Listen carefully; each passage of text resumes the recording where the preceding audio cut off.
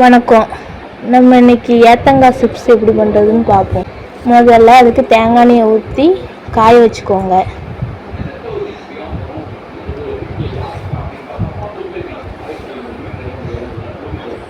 Kesari powder, உப்பு ஒவ்வொரு spoon போட்டு கொஞ்சம் தண்ணி ஊற்றி கலந்து வச்சுக்கோங்க. இப்போ ஏத்தங்காயை நல்லா தோல் உரித்து தேய்க்கிற கட்டையில் வச்சு தேய்ச்சி எண்ணெய் காஞ்சதும் உடனே போட்டு எடுத்துருங்க. இல்லைன்னா எண்ணெய் சட்டியிலே டைரெக்டாக தேய்க்க முடிஞ்சால் தேய்ச்சி போட்டுருங்க. கொஞ்சம் பொரிஞ்சதும் கலந்து வச்ச தண்ணியை ஊற்றி நல்லா கிளறி விடுங்க.